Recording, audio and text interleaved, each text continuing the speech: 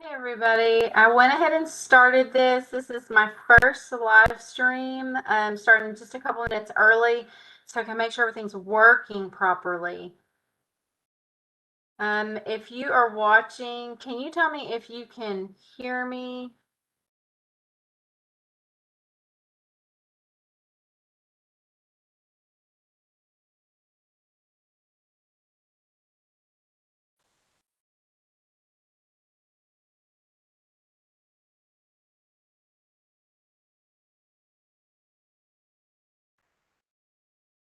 Okay, so I guess it's working.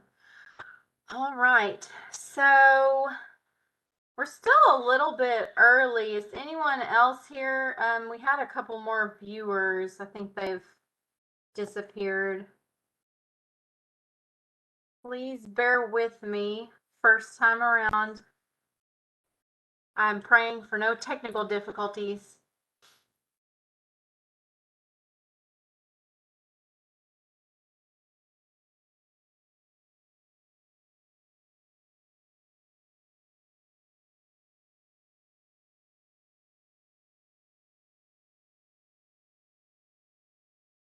I'm going to go ahead and try a screen share and make sure you can see that. Make sure everything connects properly.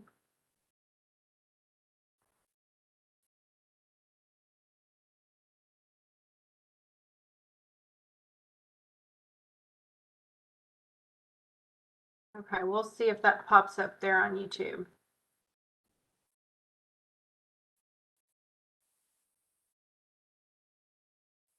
Okay. All right. Now I'm wondering, do I need to resize that?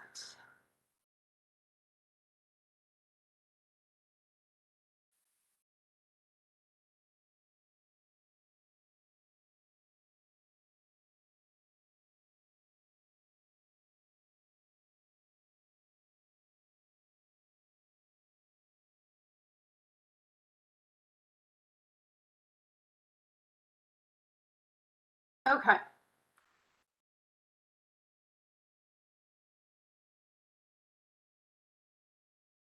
How does that look?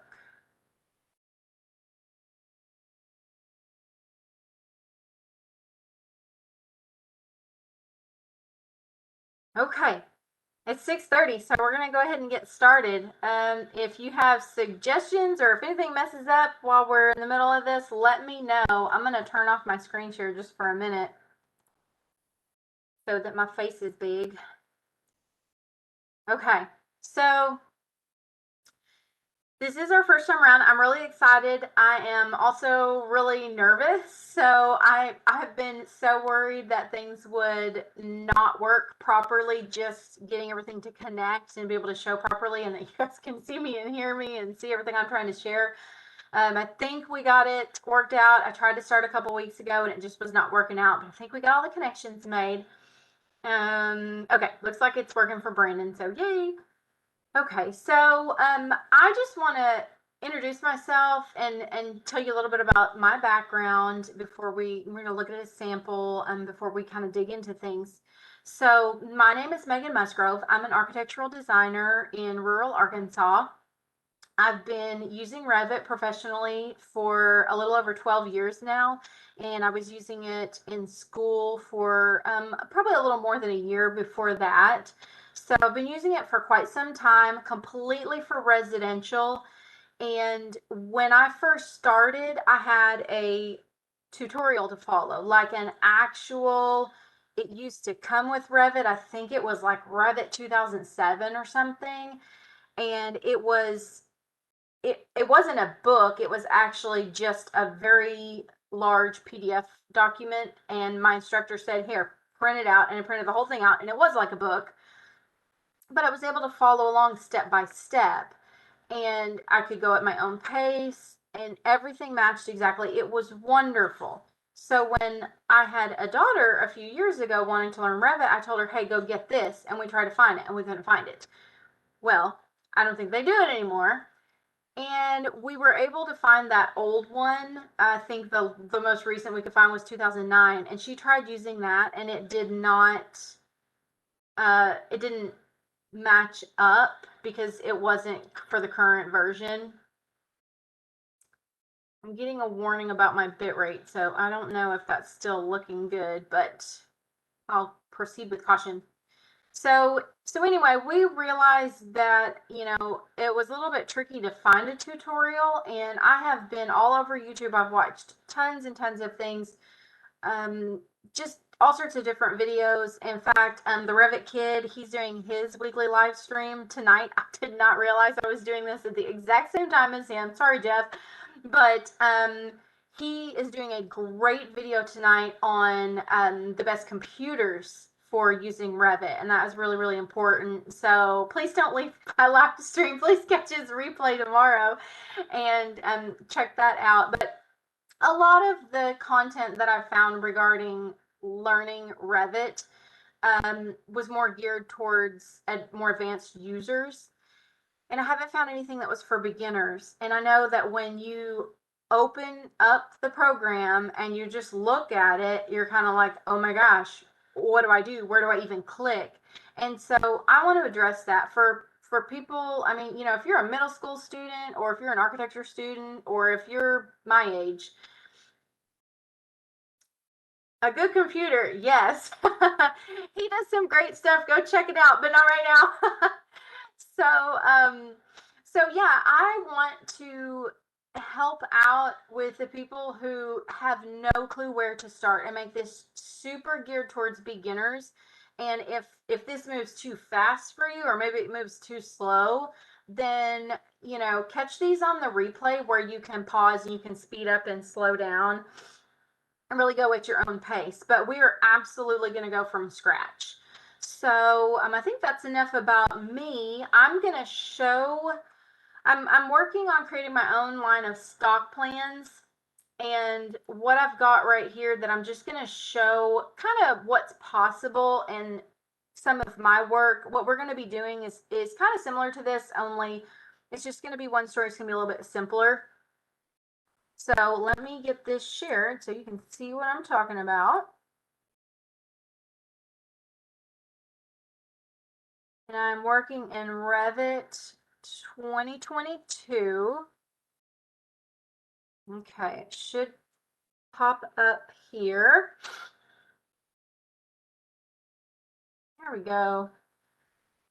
Okay, so this is just the default 3D view, the orthographic view of this cute little cottage that I've designed. This is kind of my signature style right now, just the awesome white farmhouse that it's been in style for a while. It's been trending for a while, but it's one of those things. I love it because it's a very timeless style. It will never really go out of style. And I like a lot of different things, but I kind of gravitate towards this. So you can see this floor plan. It's just a really, really simple floor plan. And then I'll show just a little bit, we've got different views with the ceiling pulled off, or the roof pulled off, and the ceiling still got railing there. It just has a cute little loft in it. So you can see this has a lot of detail. This is actually complete. I have construction documents complete and everything. I haven't launched my plans because I've got a few other plans that are in the works, and I want to get several of them complete before I actually launch. But this kind of shows you what's possible. And we can, that's looking at that view, but we've got these different camera perspective views that show more of what you're going to see, like what the human eye actually sees. So I like to work with those a lot, and I share those with clients a lot. So that's just a nice example of what we can do. But what we're going to do right now is close this out, because what we're going to do in this series is we're going to start from scratch. I am using the template that comes with Revit. Now, I have my own residential template. I have been tweaking it and perfecting it over the past dozen years. We're not using that because I don't give that out. But it wouldn't be fair for me to be using that and you to be completely lost in something else. So we're going to use the template that comes with Revit. Now, if you use this for any length of time, especially professionally, you're going to find you're going to tweak things over time and create your own template, which is amazing. But what we're going to do is we're going to start from scratch with this. So we are going to be doing this basic home. It's going to be very simple. And what we're going to do is first we're going to work on modeling it, and then we're going to document it and just do what I call basic plans. In my business, I have multiple service levels. So we'll do basic plans where people don't get their interiors all that designed and electrical and lighting and all those things. We're just doing like the floor plan and the exterior elevations and the basic massing and shape of everything. So what we're going to do is we're going to model and document this house as basic plans, and then we're going to come pick it back up and carry on with it in more detail and develop it into what I do for detailed plans. So you can really see those, the options. The options with this are almost limitless, but you can really see.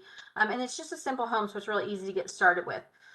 Tonight, my goals for tonight are we want to do walls and dimension them. We're going to play around with the actual walls a little bit. And then I'd like for us to get doors in and hopefully floors and roof. And then we'll see if we get to windows. If we don't, we'll get to that next week. So I've got Revit 2022 open here. And what we're going to do is we're going to go over here on the left side where it says models, and it's got open. This is if you have a file that is already existing, and you can see once you have things open, it will show those recent files here just like any other software does. These are families down here. I'll explain what those are in a little bit, but these are actual models, Revit files. But what we're going to do is we're going to click new. And so this is going to ask you what kind of template you want to use. And what we're going to do now, if you are watching this and you're anywhere but the US, then you can go ahead and use metric. Your numbers are going to be a little off from what I'm saying, but you guys just roll with it. I am in the US, so I'm going to be using the imperial, that's inches and feet, architectural template right here. And we are just creating a new project from it. And we're going to let it open. Depending on your computer setup, it might take a little while to open. So right now,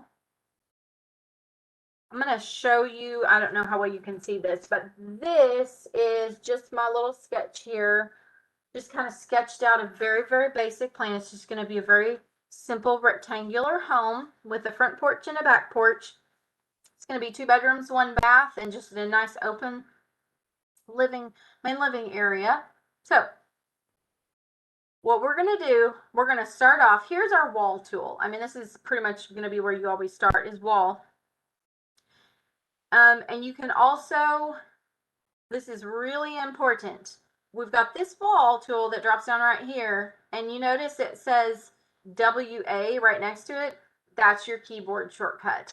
I encourage everybody to learn as many keyboard shortcuts as they can. So I'm typing WA. That's going to activate our wall tool. And we're going to go over here and pick what kind of wall we want. Now, in my template, I have all of my walls set the way that I like them, all my commonly used walls. But right now, we're just going to pick what they've got. And I think that the one that's going to work best for our purposes right now is going to be the third one. It's the brick on metal stud. So just click on that. And then you can come over here in your workspace, and we are just going to click over here kind of in the top left and go over a little ways to the right and click again. And then we're just going to click around in a rectangle. Pretty basic. Okay. Now, a couple of things that we've got to do here. Down here in the bottom corner where this says 1/8 equals 1 foot, that's what scale we're drawing in, and we don't want that. We want 1/4 inch equals 1 foot because that is the standard for floor plans. And that's what builders like to do. So that's what we're going to use. And then we're going to go ahead and hide these. So these are our elevation views for the outside. We're just hiding these. They're just markers. So what we're doing here, let me slow down. We're going to hover over one of these. You can hover over any part of it. And when it's highlighted blue, right click on that and it's going to pop up this menu. So you're going to go down to hide in view. And then if we clicked hide the element, we would hide just that one, but we're going to do the category. And so click hide in view category, and then they all go away. One next thing that we're going to do is going to be this little box right down here next to our scale. This is our detail level. So it defaults to coarse. We're going to change that to medium. That's going to show us a little bit more of what's going on in our wall.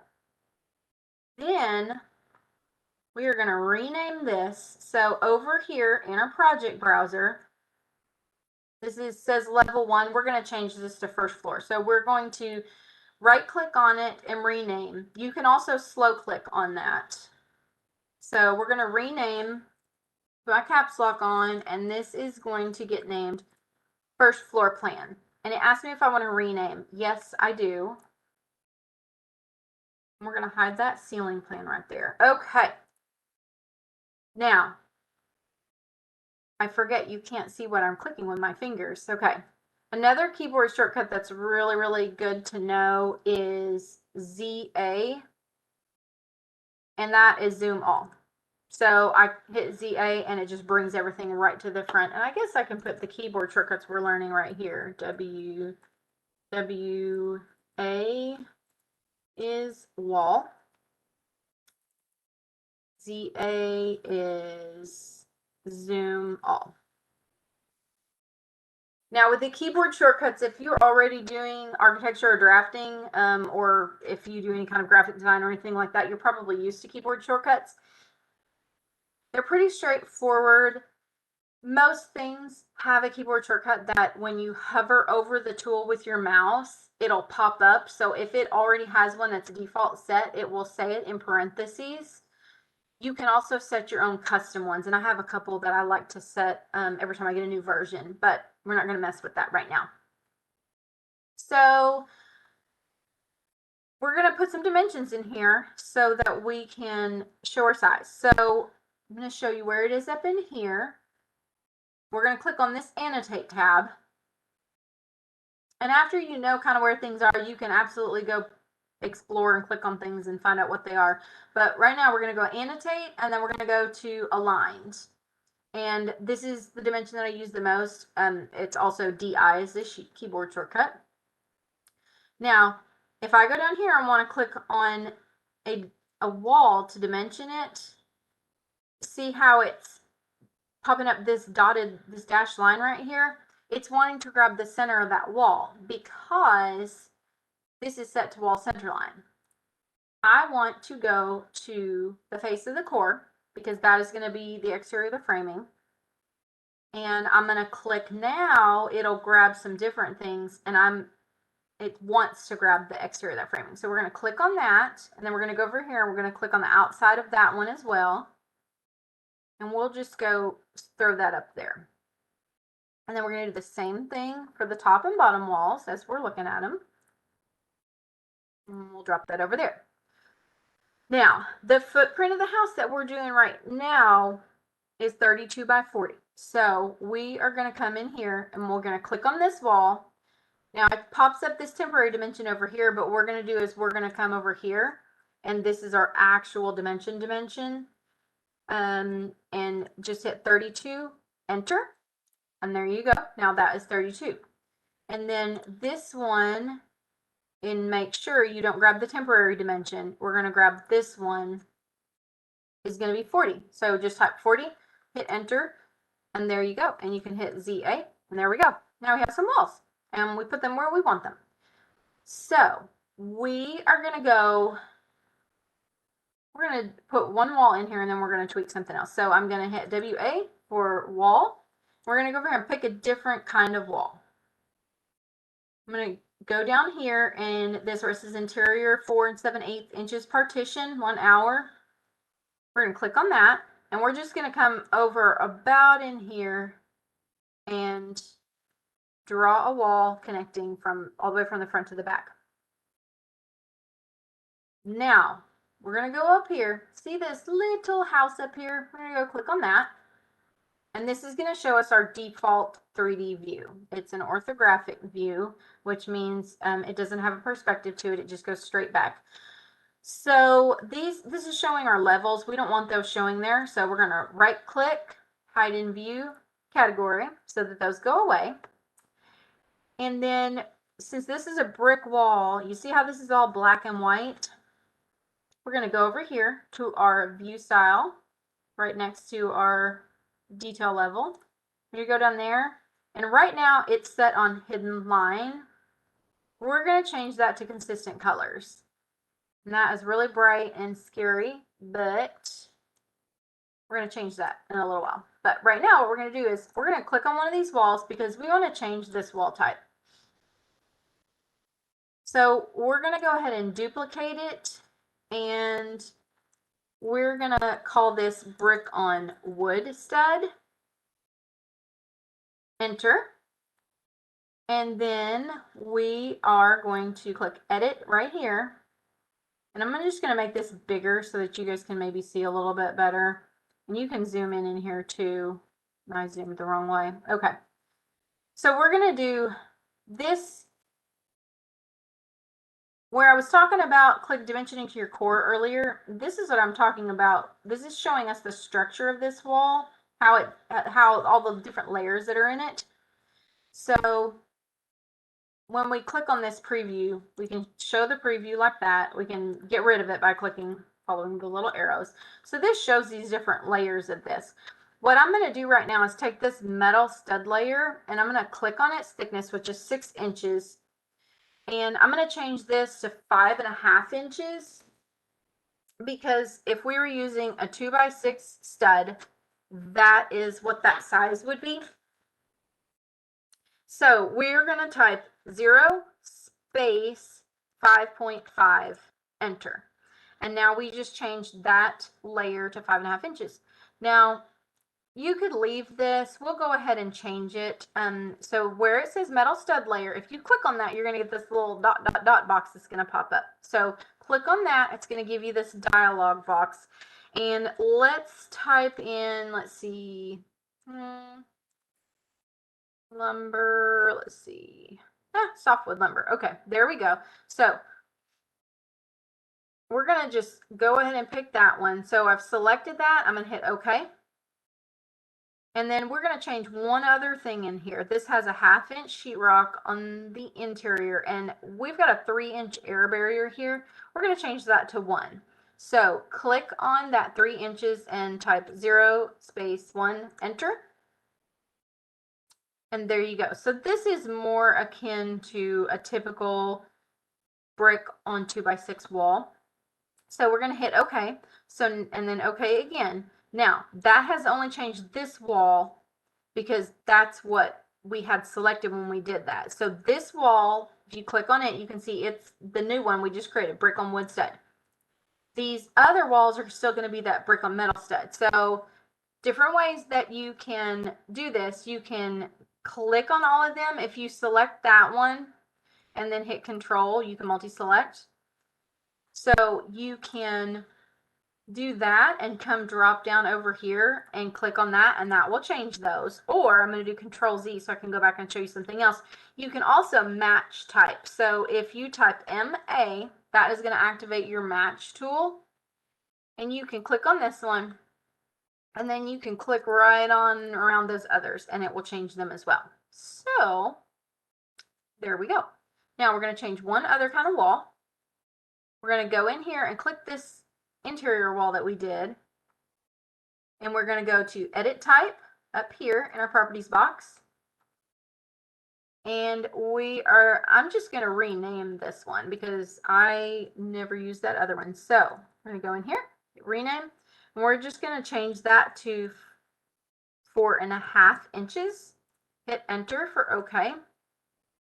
And then under the structure, we're going to go do the same thing that we did before. And we're going to go in here where it says metal stud layer. That's 3 5/8 inches. We're going to change that to 3.5. So 0 space 3.5.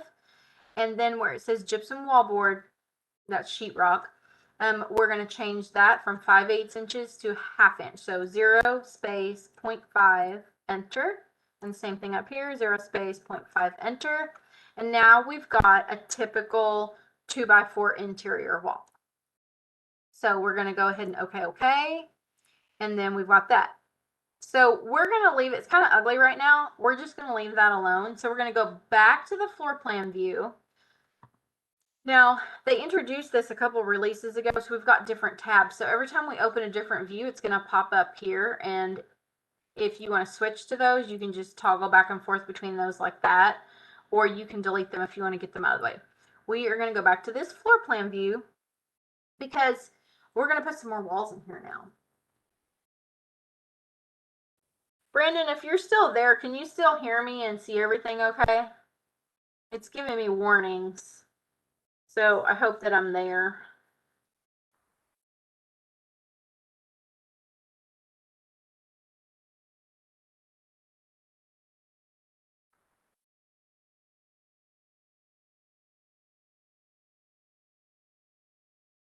I hope everybody can hear me. So I'm going to carry on. We are going to put some more walls in here. So we dropped that one down here. We're going to, okay. You can hear me okay?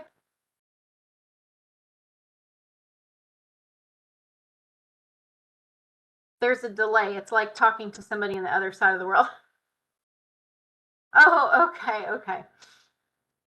But you can hear me at least. Okay. So we're going to put some more walls in here. So, WA for wall tool, and we're going to make sure what kind we're on. We're on this 4.5 inch interior wall. So let's go ahead. Now I have a sketch that I'm following. I very often just design right in here. I don't always have a sketch. So we're going to just drop these walls in about where I'm dropping them in. So just go ahead and follow along and put your walls in.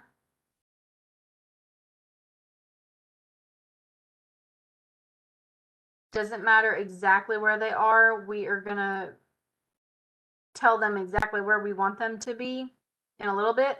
We're going to stop with this side and then we'll go ahead and dimension these. So we're going to push that dimension off a little bit. Seeing that got off. Oh, okay. Hold on. Learning moment. Okay. Let's find it on here.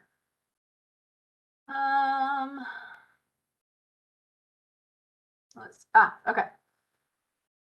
For these exterior walls, this defaults to wall center line. So when I don't know if this is even going to make sense.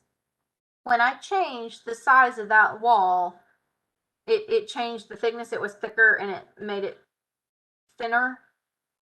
The wall center line changed and I don't want it there. Where I want, because I already have that set to 40 feet and I have this set to 32 feet. So what I'm going to do is I'm going to click all of these exterior walls.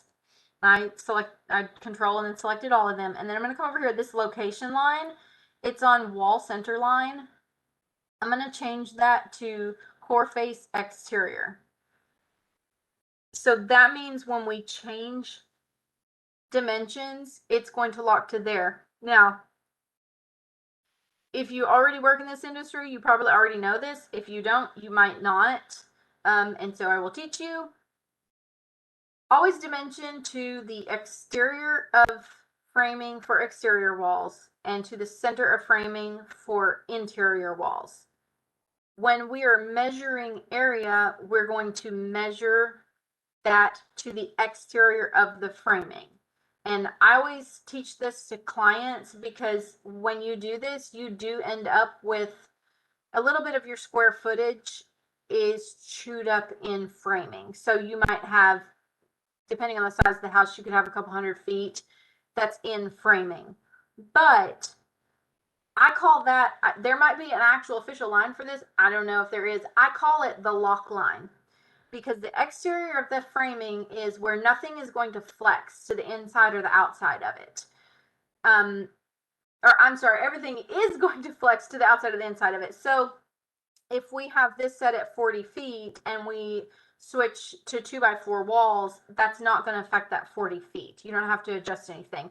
And same thing if we change from brick or siding or, you know, back and forth, anything like that on the exterior, that's going to flex to the outside of that line. So now we have changed that to where those are core face exterior. So we can click on this wall again and we're going to fix this. So we clicked on that wall, we're clicking on this dimension and we're going to type 40, enter.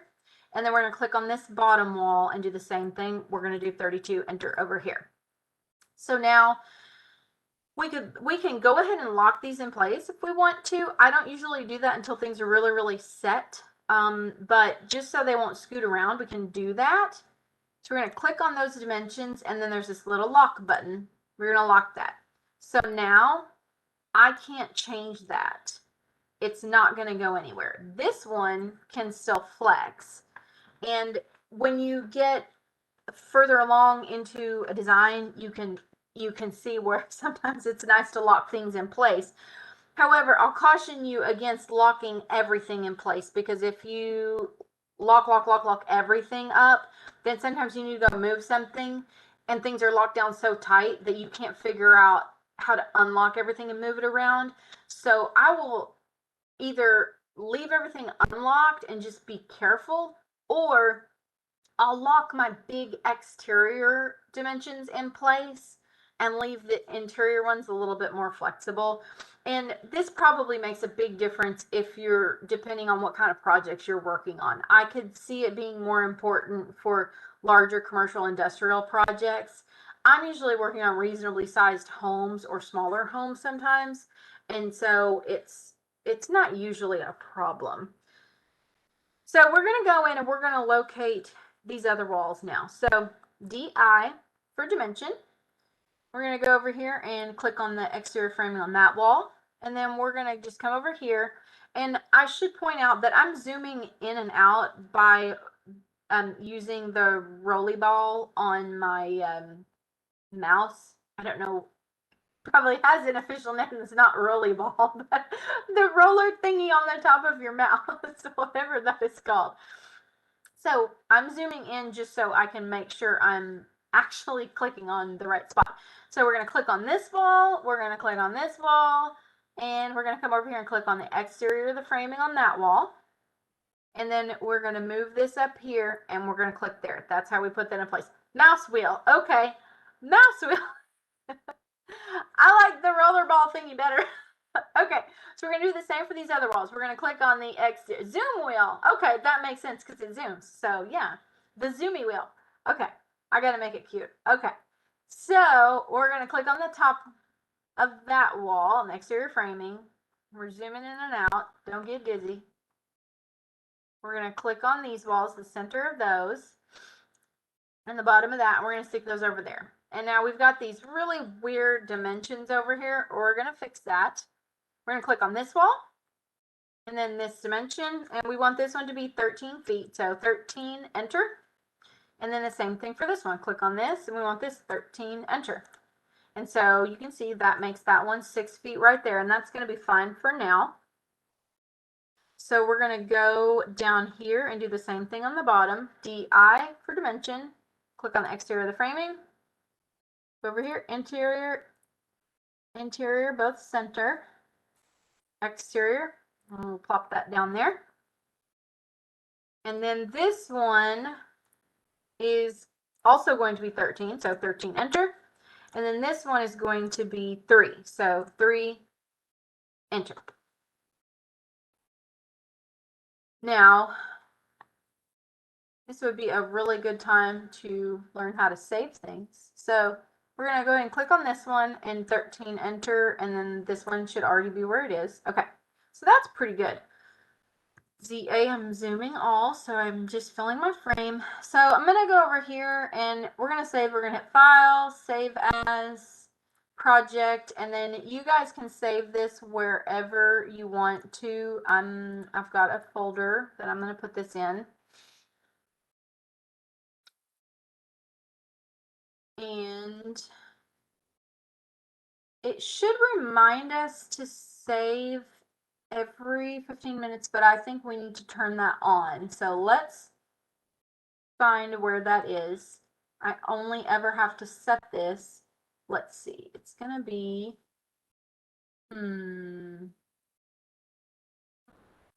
it might be up here in some of these things that I can't get to. We might have to do this for, I think we might have to save this for another day. We'll try this next week. I'm going to go dig until I can find that. It's really important to set your auto save so that you don't work for 2 hours and then something happens and you lose all your work. So in the meantime, just hit save. And it's a good habit to be in to do a little bit of work and hit save. And so usually when I'm doing something, when I kind of come to a stopping point, I've worked on this set of cabinetry and I'm just kind of, okay, that looks nice. I hit save. Anytime you don't want to lose what you just did, hit save. So we've saved that now. So let's see, we're going to do some more dimensioning. DI for dimension. And we're going to hit the bottom of that wall, center of that one, center there, center there, center there, lots of centers, and the outside of that one. We'll stick that over there. So this one, what we're wanting to do, this wall is already set, and we want this one to be 3 feet 9 inches. So 3 space 9 enter. And then the same thing here. Click on that one, 3 space 9 enter. So those are all placed where we want them. And then we're going to stick in one other wall up here. WA for wall. We're going to bring it down somewhere over here. And this time, instead of drawing another wall over here, we just want this wall to connect to it. So we're going to use the trim tool. I'm going to show you where it is. On the modify tab, if you click on this, you've got a lot of tools for, you guessed it, modifying things. And so right here, nope, that's not it. That's not it either. Y'all, I've been using the, here we go. I've been using my keyboard shortcuts for so long that I have forgotten where the tools are up here. So this is trim, the trim tool, TR. So we're going to type TR, and we're going to click on this wall, and then we're going to click on this wall. Now, notice where those dashes are going. That's where that's going to put that. So I'm going to do Control Z to go back, because I want to show you something. If we drew this wall coming down here, and I want this wall to end there and join with this one, just like we had it. If I do TR for trim, and I click on this one, and I'm lazy with where I type it, with where I click, and I go over here, then see what it did? It went down there. So Control Z, I'm going to go back. So you have to pay attention. Sometimes it gets a little finicky when you're in really tight spots, to look at which side of that you're going on, because I can go back and forth here and it's going to do 2 different things. So we want to make sure we click up here, and that's our wall is going to go there. So, and I think we'll go ahead and just drag this wall over here as well. So click that and drag that. And anytime you've got a wall, you've got this end that you can use it to drag and manipulate. So that's looking pretty good right now. I think that's all the walls that we want to put in. And I wonder, does anybody have questions?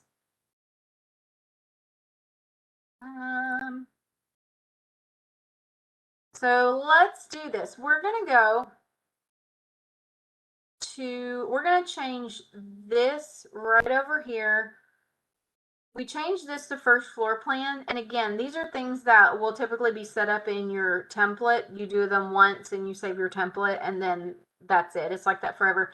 I usually, when I'm working on a project, I will very often have my residential template open, so that if I load a new family in, or create a new wall type or something like that, then I'm going to go and also add it into my template and save it. That way I'm constantly improving my template because it just needs to grow over time. It helps with efficiency. So we're going to go here. We already renamed that level to first floor plan. We're going to change, actually, we're going to leave that one as level 2 right now. So we're going to go down here a little bit, and where this says building elevations, these are our exterior elevations. We're going to go to the south elevation, which is the front, and we are actually going to rename that. So you can right click on that to rename, or you can slow click, just click, and it will do that. The slow click takes a little practice if you're not used to it. We're going to rename this front elevation. Now, this is the way I do it. It could technically be wrong. I do it this way because if I label the front of a house the front, and the rear, and the left side, and the right side, the right side, they will always be correct. Technically, in architecture and with plans, the front of the house is the south, but what if your house is sitting on your site to where the front of your house is facing north? My house is like that. Well, I don't always create a site plan for my homes. So, and almost all of my homes are in rural areas where they don't need a site plan, or they might change the orientation. So very often I know how it's going to be sitting on the property, but a lot of times I don't. And then the same thing with stock plans. I don't know which way people are going to orient them. So I just use front elevation, rear elevation, and left and right side. It just simplifies it a little bit, and it ensures that it's actually accurate. So we are at our front elevation now. So let's go ahead and name the rest of these. So the north, we're going to rename that one rear elevation. Enter. And then east, let me make sure I've got my directions right. So if we're looking at the front from the south, then east is to the right. So east is going to become our right side elevation. If I'm stupid and I did that backwards, somebody tell me. Okay. And then, so this is going to be the left side elevation. Okay. That way we won't get lost. So as you can see in this elevation view, we've got our first floor level right here. We named this first floor plan. And then this is level 2. So we're going to change that.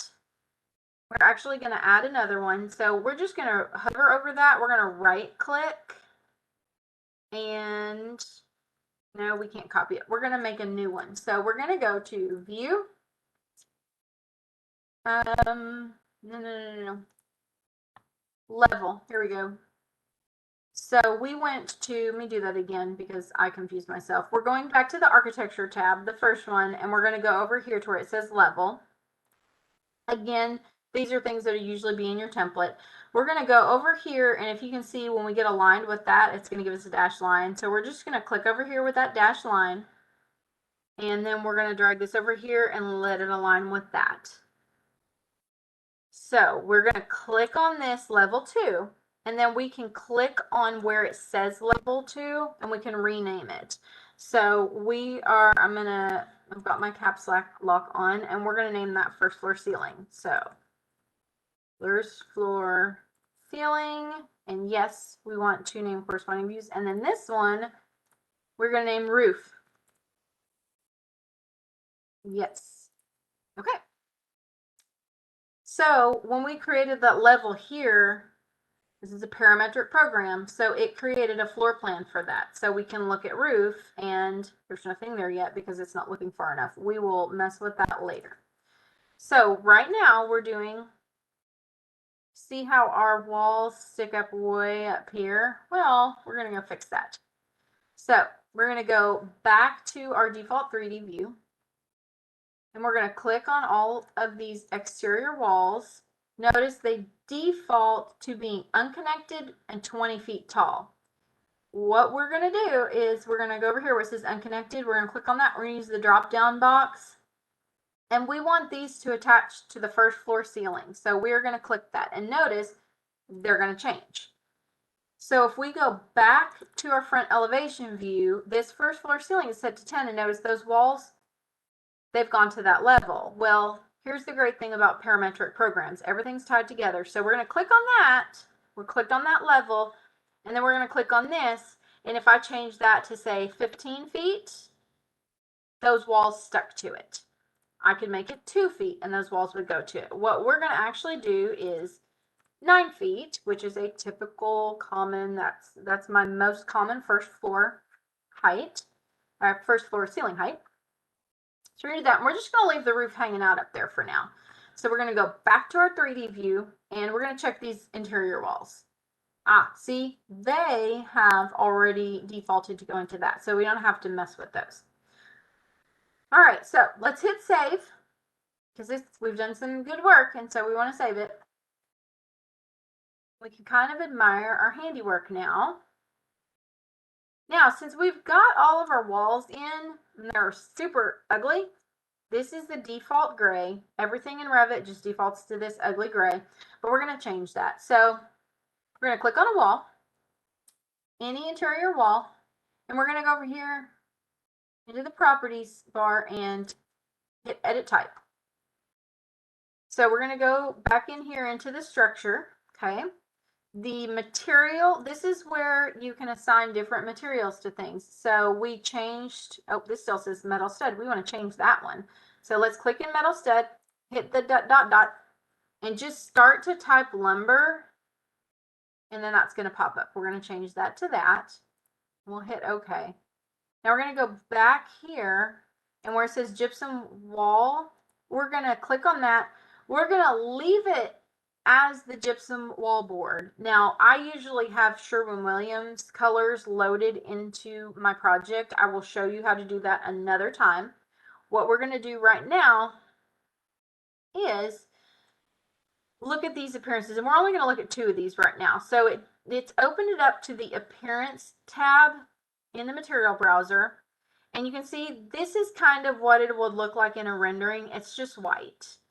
You can change this, make it a little bit brighter, but I mean, it's just like, it literally says gypsum board painted white.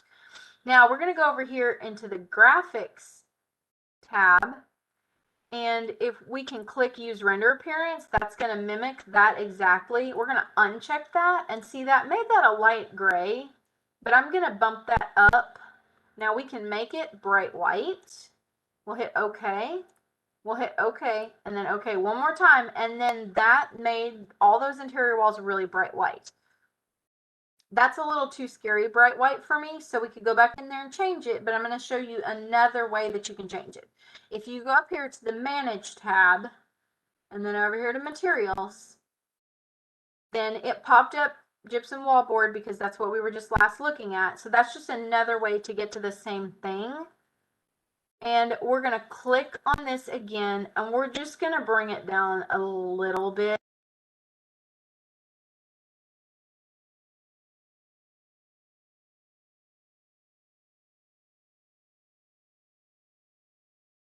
A hot pink or black or whatever you want, go for it. I typically start out with, I very often use agreeable gray, like Sherwin-Williams agreeable gray. It's a really good grayish color. But I will also often do white or just somewhere in between. Now, I will say if you put a grayish color in here, a warm gray, it's going to read a little pink. So you might have to up the blue. We can mess with that later, but right now, just know that that's how you can change the color of that material without actually changing that material.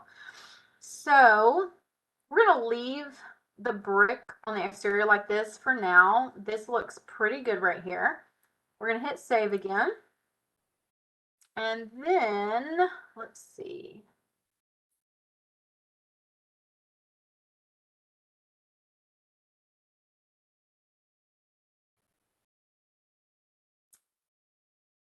Okay, let's put in some doors.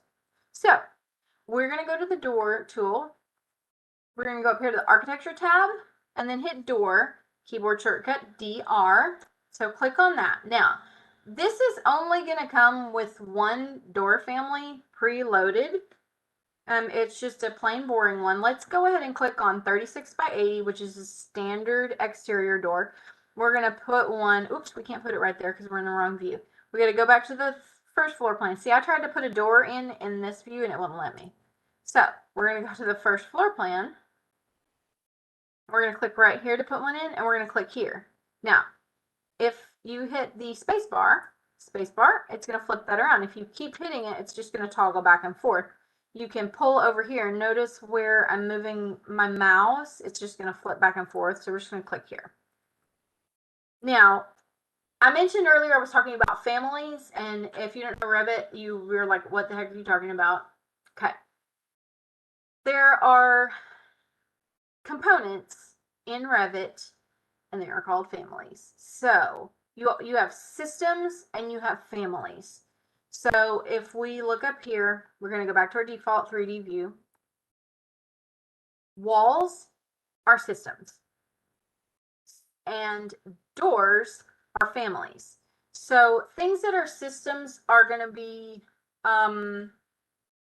things that really make up the structure of the building. So things like walls, floors, and roofs. I'm trying to think of what else would be an actual system. All of the smaller components that you put in, doors, windows, furniture, anything, any kind of decor, anything like that, those are called families. So if you've heard somebody talking about Revit families, they're components. So now we know what families are, so we're not all confused. All right. We're going to figure out how to get some more in here because this door is ugly. We want a prettier one. So we're going to click on this door. Now we can change the size by picking a different one. We can make it a little bit taller. That's not going to help us out because it's still ugly. So we're going to go to door again, and we are going to click on load family. Now, you can see what it's preloaded. It's gone to, I have my family library where I keep two things pinned over here because I use my own family library more often than anything else. It's kind of like my template. I've built it over a lot of years. But what we're going to do is we're going to go down here and we're going to click on Imperial Library. Okay. This is how you're going to get to things that are preloaded. And in all previous versions of Revit, this is where you would find everything. There will be a whole list here. And it would look kind of like this is my family library. I have all these folders in here, and some of it is just a hot mess. It needs a big cleanup. But this is what that looks like. So if you're following along, you're in a previous version of Revit, 2021 or earlier, you're going to scroll down here to the Imperial Library, or if you're not in the US, to the Metric Library. And that's going to be where you're going to find families. I discovered earlier today that doesn't work for 2022. And I guess it just doesn't default to loading the library. So let's see if it had it. Yeah, it doesn't do it from here. So what we're going to do is we're going to go to the Insert tab and see where we have load family. That's the same tool we were just looking at. So if you're playing with a component, so you're here and you're clicked on a door, then you can go here. Never mind. We wanted to load it. I don't know where it went now. Okay. That would be from, there we go. Okay. We're not clicked on the door. We're in the door tool. There's load family. Okay. So you can get to it from each component like that. You can't be clicked on it because then it wants to show you details about that. But what we're going to do is another way you can get there is from the Insert tab and load family. So that's going to take you to those folders. Well, I discovered today there's not much of anything in those folders, and I think they've just moved everything to the cloud. So, which is fine with me because you can get what you want and save that locally and not have to download that huge library of stuff that you're never going to use. So, we're going to click on Load Autodesk Family. And this is basically, well, it should, I was in here earlier playing around. So it's going to come up here and it's going to give you all these different things. So we're going to click and you can explore those and see what all's in there. I'm actually, it seemed for like an entire decade or longer that they did not add any new families to what came with it. And I was kind of like, come on, Autodesk, get with a program here. But they actually added a few things in here. So there's a fair amount of stuff in there. If you're just playing around or just getting started, check that stuff out. We will get into it later where you can find more families online, and then you can also create yours from scratch, which I'm sure we're going to get to at some point. But right now we're going to use what they've got here. So we're going to click on doors, and we're going to go down and just kind of look through what they've got. We want an exterior door that looks kind of decent. Okay, this one is going to be the one that we want. You can see what all they've got there. And this is showing everything. If you click on residential, it's going to show you kind of a different grouping. So we're going to use this door. And I've clicked on that one and I'm going to load. And then it is going to ask me what all I want to. I'm just hitting OK. And I don't know if it gave me everything or if it only gave me one. I think I needed to select it, but I'll tell you what, I'm not used to dealing with this thick brick wall. So let's go over here. Okay, so this just gave us one. So we're going to click on that. And we're going to see what size it is. We'll click on Edit Type. And it is 2.8, so it's only 32 inches. So that's not going to work for an exterior door because exterior doors need to be 36 inches wide. So we're going to make one. So we're going to hit duplicate. And let's hit cancel because we're going to do this. We need to name this one. We're going to do 32 inch by 80 inch. That is the standard door size, but for interior. So now we've named that one that size. So now we're going to do duplicate, and we're going to do 36 inch by 80 inch. And so we're going to take this, and I have a habit of, instead of, I know that 36 inches is 3 feet, but so I can type 3, enter for 3 feet, but I have a habit of not calculating inches and feet in my head. I will always type in inches just because if I've got something that's, say, 54 inches and I type in 4.5 feet, but I miscalculated something somewhere, it gets a little nitpicky. So when I'm doing something that's just an even number, I will always go for the inches. So I will type 0 space 36 enter, and you can see it converts that to 3 feet, and it knows. It's just kind of a good practice habit that I do to double check myself a little bit. And then I can verify if I knew that that was supposed to be 3 feet. I typed it in inches, and then I go, oh yes, that was 3 feet. I had that correct. It's just a little double checking there. So we've created a 3-foot wide door. So we're going to hit OK. And now that's what size that is. So we want that one to be the same back there. We're going to type MA for match. We're going to click on this door and then this door. Okay. And we did good work. So hit save. Now, let's put in some more doors. So we're going to do DR, and let's go find a better door because I don't like those. We're going to go back up to insert. Oh, and we're still in the door tool, so it's not letting us do that. So escape will cancel something that you're doing.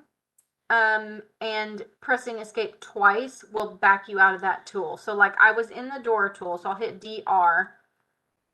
And so I'm in the door tool now, it's active. So it wants to place a door in a wall somewhere, okay? If I hit escape, that's going to take me out of there. Now, some tools we'll see a little bit later on, it's going to deactivate it, but you're going to have to hit escape again to actually exit out of the tool. So what we're going to do right now, we're going to grab another door family, load Autodesk family. And we're in here in residential. And so let's just see. I like a 5-panel door. So let's pull that one in there. Y'all, if you are reading this with closed captions, I apologize, because what that just picked up was not what I said. I believe it said calendar, and I said 5-panel door. Okay, there, I got it. I talk fast and I have a southern accent, and I don't think my little closed caption assistant can pick that up. So, are you seeing captions? Are the closed captions actually showing up on YouTube? They're popping up on the bottom of my screen, but I don't know. Hit OK on that. So now we're going to go into the door tool again, DR, and now we have another door. Let's go see what size it is, because I didn't pick any sizes. So we're in that tool. We're going to hit edit type. We're going to go see, and that is 2.8. So let's just rename that 32 inch by 80 inch.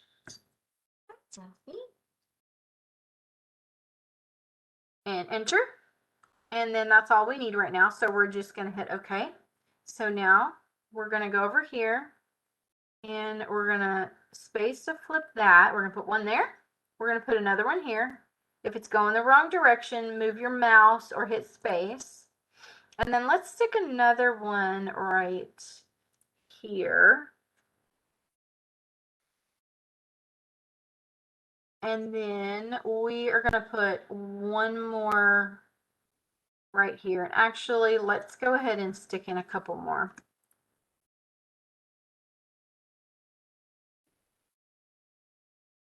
You know what? We'll put one right there too.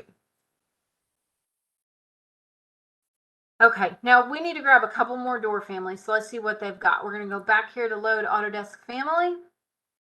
And we're looking for a pocket door. Here we go. It's not going to match our 5 panels, but that's okay.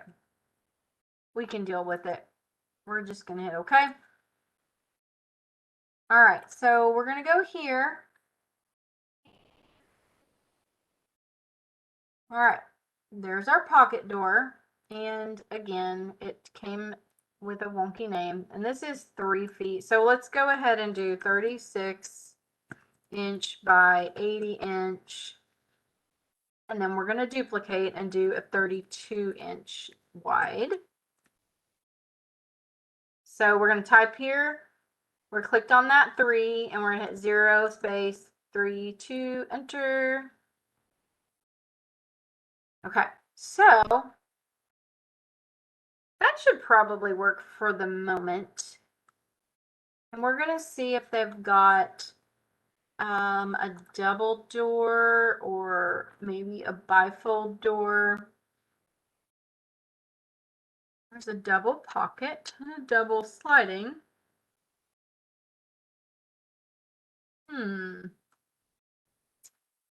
Well, I don't want any of those.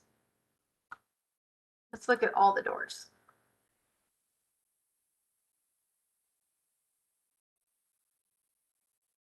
That's double pocket. That has glass. Oh, come on, Autodesk.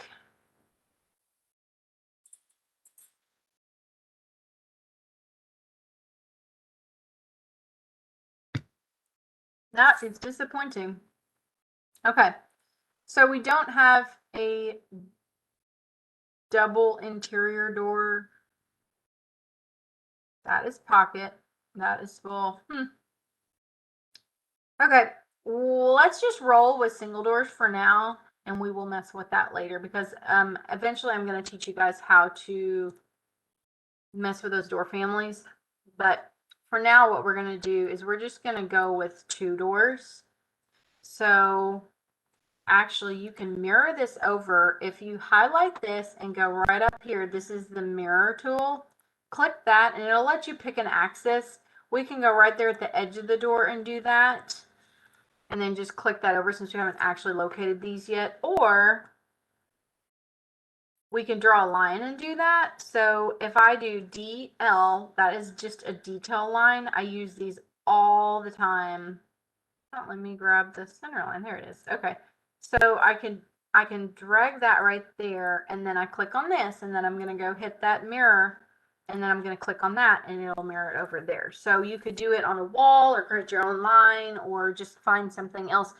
And I'm not too big on just throwing things out there. I like things to be very specific. So I will usually put actual numbers in and things like that. So right now we just wanted to get all those doors in. So let's go ahead and dimension these doors. That way we can pinpoint exactly where we want them. So we're going to do DI, and then we're going to come here and click the exterior framing again, and then center and center of these doors, and then that wall. And we're going to click over here. I would have done a double door in here or maybe a bifold door, but we're going to roll with this for now. So let's put this, whoops, 2.5 there. Now I did that on accident because I hit that. So this, you can see these little things will flip it. That'll flip it that way. You can also toggle with your space bar. So we put that back where it needs to be. So here we go. And I'm going to click on this dimension. Let's just make that 2.5 feet. If I'm doing something like this, I will usually draw a line. So I did DL for dimension line, and I'm coming in here and drawing a line between these 2 walls so that I can find the exact center.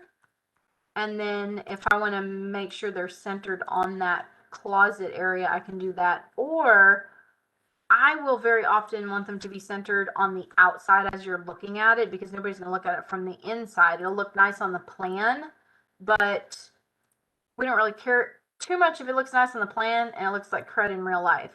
So what I did was I did DL for dimension line or detail line, and I clicked at the corner of here. So I'm finding where the center of this wall is as looking at from the exterior, which is not the same as looking at the interior. So I'm going to do DI for dimension, and I'm going to click on these 2 doors and that line. And then if I make that say 2 feet and this 2 feet, then those are going to have the same amount of space on the exterior there. So let's go up here and we're going to click on the measure tool.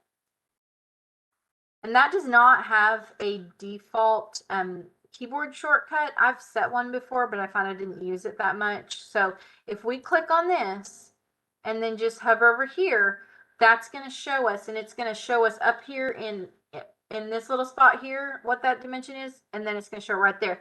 Now we're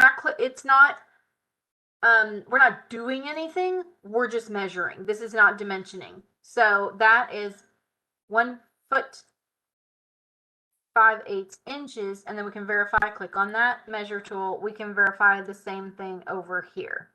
So those doors are equidistant from the center line. Now I don't like these dimensions, so we're going to move it anyway. So 3/8, not really a lovely dimension. And so what we're going to do is, that's only 3/8 off. We're just going to move it up 3/8 of an inch so that we can get an even number here. So I'm going to click on this door. I'm going to hit control and click on this door, and then we're going to hit this right here, move, it's MV. Hit that, and then we're just going to click in some white space over here and move up this way. And we could do this in either direction. Those doors are hosted in a wall, so you can't move them out from the wall. You can only move them along the wall. So we're going to go this way, and we're going to type 0 space 3 dash, that's not a dash, /8 3/8, enter. Now, that just scooted both those doors 3/8 inch there. And so this dimension is, they're ever so slightly off center. The naked eye is not going to catch that. And then we've got neater, friendly dimensions for there. Now we can go back and delete these detail lines. And all I did was I just selected each of those and hit the delete button. And we can go put this dimension over here in a neater place there. So let's go ahead and do the same thing. Now we know where those centers are. So we're going to be 2, 3 from this wall and 3 feet from this wall. So we can just go match that over here. DI for dimension, clicking exterior, clicking on these doors. There we go. So we're going to be 3 feet from that wall and 2, 3 from that one. So those are located. And then we'll go ahead and DI. We're going to locate all these other walls, or doors, sorry. We're going to click here. I'm going to put this 2 feet. For a standard 32-inch door, 2 feet is a safe bet. One thing that sometimes people will do is they'll stick their doors really close up in the corner and say, if I put this too close, well, will it work? Yes, it will work. But if we measure right here, I only have 2 3/4 inches. What if my trim is 3.5 inches wide? A lot of trim is 3.5 inches wide. So we want to make sure that we're leaving enough room for trim and so that it's not smushed up into the wall. So I will usually put those 2 feet away.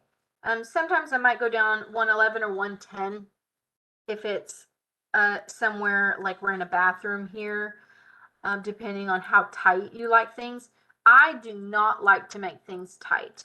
I like for things to have a little bit of breathing room.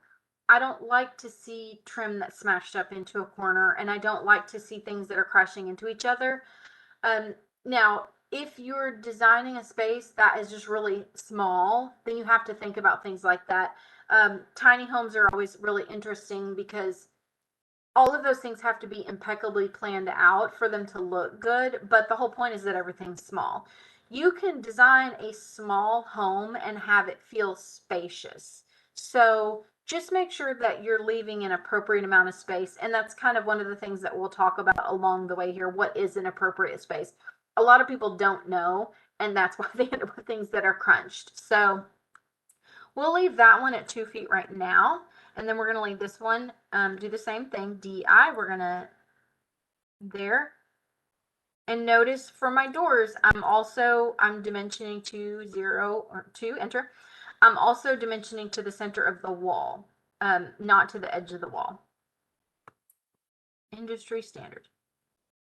So what are we going to do down here? So we want, because of the design of this house, I want this front door to be centered. These are things that are important to me. I really like symmetry, and that's not to say that all my houses are perfectly symmetrical, but on a house like this is a very simple shape. We're going to put a cute little porch on the front and on the back. And when we look at that front facade, that front door can either be centered or it can be not centered. And if it's going to be intentionally off-centered, it needs to be obvious. So if we were going to put it, our floor plan, we're going to have it over here, we could do that. But since I'm putting it in the center, I won't put it in the center and then have it be like 6 inches or 1 foot off center. It doesn't sit right with me. And so I will go through great lengths to make sure my floor plan works out to where I can have that actually be centered so it is visually correct. So what we're going to do here to make sure it's actually centered is DI, and then we're going to go ahead and go over here and grab this wall. Now, this one is easy because we know that these 2 walls from here to here are 40 feet apart. So I can just pop this down here and click on that and hit 20, enter. And I know that that is going to be centered. However, what if it's a different dimension and we don't know exactly, what, we can't do that math that easily. So I'm going to do Control Z to undo that. And so what I'm going to do is I'm going to do DI for dimension. I'm going to click on this. I'm going to go here, and then I'm going to grab this other wall over here because that's where I'm wanting to center it on. And I'm going to drag this down here, and I'm going to click. And before I click off of it, see this little thing right here that says EQ? That's for, it says toggle dimension equality. If you're not sure what something is, if you hover over it, it'll usually help you out. But what that does, if I hit that, it is going to make these two dimensions equal, so it centered that door. Now, I don't want it to show equal. I want it to show actual dimensions. So I'm just going to hit that again, and it's going to unlock that whole equality, but it's going to leave it in the same spot. So it's just kind of a cheater way. If you know you want it centered and you don't want to do the math, just hit that equal, unequal, boom, there it is. So we're going to leave that right there. This door actually has like kind of some extra space behind it.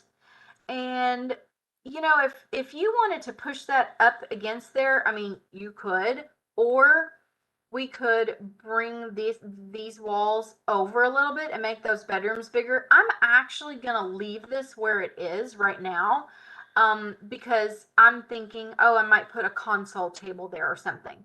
Now, there's also not a coat closet in here necessarily, so that could be somewhere you could steal some space from this.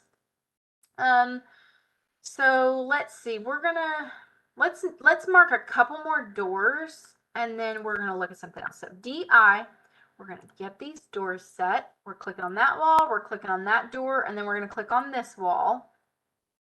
And we're gonna pop that up there. I want this to be, now see, if I put 2 feet, this door is wider. So if I put that 2 feet from there, it's only got 3 3/4 inches, and that's a little tight to me. So I'm going to make this 2 3. And I'm going to ZA for zoom all, and I'm going to hit enter. Now this door right here, and I don't always dimension all of my doors. If they're like at the end of a hallway and they're obviously centered, I have a note on my plans that says door centered where obvious. I mean, most builders, the ones that are worth their salt, are actually pretty smart and they can figure stuff out. So that one was already sitting at 3.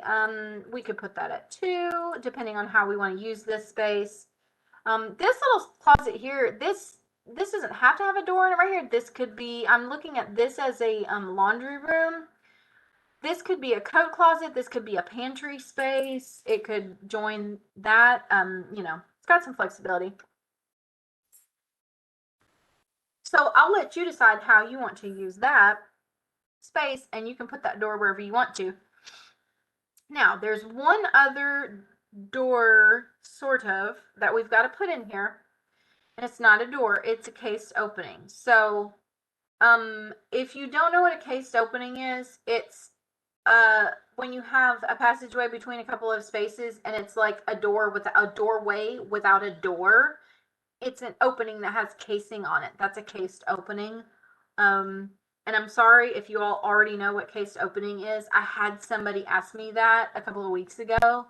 And I was just in here talking about cased openings and they had no idea what I was talking about. So sometimes I assume that people know terminology, and that it's kind of a challenge when, because I don't work with, you know, contractors and other people in the construction industry so much. I work mostly with clients, just with homeowners. So they're just people, you know, normal people, and they might not know construction lingo. And so, you know, I tell my clients, if I'm talking about something and you don't have a clue what I'm talking about, please ask and I will tell you. Okay, so we're gonna go, did we hit save recently? Not sure. We're gonna hit save just in case. So case opening, we're gonna go to the architecture tab and component. Now, this is hilarious that they are called families, but the tool is component, place component. I don't know why they didn't just call them components. I guess they wanted to specify. I don't know. I didn't create Revit. I just use it. So we're going to click on component, and then we're going to go down here, and this is going to show you all of the families that are preloaded into this particular template. And there are no cased openings. Interesting. Okay, so let's see if we can find one. I sure hope so. I wonder if they move them into doors. That would be interesting. Okay. I have had Revit 2022 loaded on my machine for, I think, like a week and a day. So I'm still, it takes a little bit of time to find where everything is and figure out what's different. So I really haven't been working in it all that long. So it's only been out 2 or 3 weeks or so. I usually wait a little bit of time before I switch to it because I want them to get an update and figure out their glitches and things like that. Also, if I have projects that are nearing a stopping point or they're almost finished, I will finish those and then switch. I don't like hopping back and forth between 2 versions. I like to be able to switch everything. And sometimes you can't do that, but let's go here to load Autodesk Family. And let's just see. You know, let's see if it's in openings. Thank goodness, because if it wasn't here, I was going to be really, really lost. So, okay, it's got some nice openings here. We're going to do passage opening cased. Click load. And there we go. So we are going to make a case opening into this hallway. So we're going to go, we want it to be 80 inches. Let's do 36 by 80. That's kind of a nice size. And then we can dimension this to locate it if we want to. And you don't have to dimension things to locate them. You can click on it and it will show, you know, I know that this wall and this wall are 6 feet apart. And I clicked on that and that temporary dimension shows 3 feet. So I know that that's centered. So I don't have to dimension that. But we'll go ahead and leave it there. Okay. So there we've got all of our doors. We can go look at our 3D view. And we can see all of our doors in there. That one pocket door doesn't match. And we might pull that pocket door out. But we're going to go, these don't have any trim on them. I wonder if the trim is hiding. So let's go. This has some kind of new things in it. That doesn't give me anything there. So let's click on edit type and just kind of see if it's got some trim available. No. Interesting. Okay. We're just going to leave it be then, and we will mess with that later. But right now, I don't like this color. We're going to just make them white. So we're going to click on that door. We're going to do edit type. And then we're going to go back in here where I just was, and we're going to look at these things right here. So this is panel material. It says cherry. We're going to click on that. We're going to click on the ... to open the material browser. And let's see. I'm going to type in white.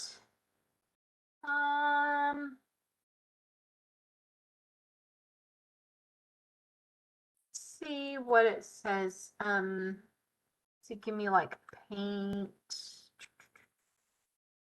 No. Let's just do this clad white. I'm wondering kind of what this is supposed to be. Yeah. That's just a white paint. So let's go ahead and, I don't like that white. Let's make it a little bit brighter. Actually, let's just go all the way. No, let's not. You can also control this RGB value by clicking here. We're going to select it. Let's do 250. and then tab to go down to the next, 250, and tab 250, and then we'll hit OK. So that's in the appearance, and if that's going to be on doors, we'll leave that alone right now. So we're going to click to graphics. We've got user render appearance, and we'll click OK. And then we're going to do that for the same. We're going to click on that for these other things, and we're going to make the trim, even though there is no trim there right now. And then we're going to leave the door handle alone. I don't ever put a door handle on there. It's not usually necessary. So we're going to hit OK. Now that became white, and all of the doors that were that exact family type also changed to white. So we're going to do the same thing for this opening. We're going to click on that opening. We're going to go to edit type. And then this just gives us one material. It's the door frame. We're going to go in here and let's type white and click that clad white. OK. Hit OK again. And there it's white. And then we're going to do the same thing for this pocket door. Edit type. And it's got 3 in there, and we're going to change all of them. Thankfully, that is right below it. We're going to change all of those.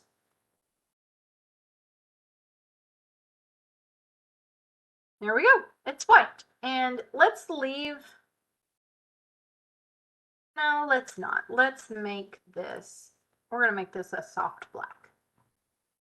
So we're going to go in here. We're going to go to edit type. We've got that door selected.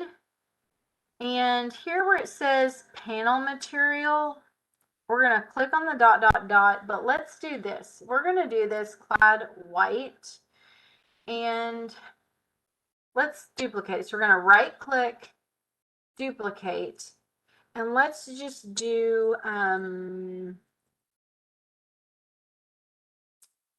you know what? Let me rethink that. I'm going to do cancel, and I'm going to look for something else. Let's see. Here we go. Okay, this is what we're going to do. So I typed in sash, and here we go for sash. This is not going to make a whole lot of sense right now, but Windows default to the sash material. So that's talking about a window sash. Since I have lately been doing mostly black windows, and when I do black, it's a soft black. I don't ever do a true black. So I've been going in here, and since they all want to default to that, instead of having to change it in every window type, I go in here and I'm going to change sash, and we're going to go to the appearance. It's wood. And again, this is in my template, so I don't have to do this on every project. You do it once and then it's done. So let's click on this right here, which is going to take us to this, where all these materials are. They're textures. Well, they're really images, but okay. So what we're going to do is we're going to change this from this views from list to thumbnails, and I am going to make it a lot bigger. Now, this actually just says black. We're going to use that. We don't want it to be stained. That's a little weird. Looks like shingles or something. Let's see if there's something better. So, basic grout dark color. What I'm looking for is something, and I have not gotten in here. I'm looking for something that will be a good, that will be good for windows and doors. Oh, we've got some new things in here. I've got a nice copper in there. Okay. So you can see there's a lot of stuff in here, and they have actually stepped up the game, it looks like, from last year a little bit. I usually have to go digging for textures. So if you see something that you really wanted to be foil? Okay, so you can see there's a lot of stuff in here. I'm kind of wondering if there's like paint.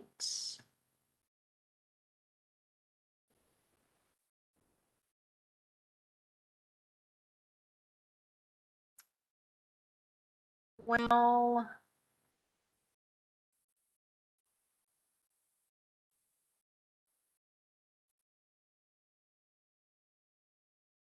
let's just go up and pick this black. And that is going to work for our purposes right now, because what we're going to do is we're going to go to graphics, which is what we're looking at in these views.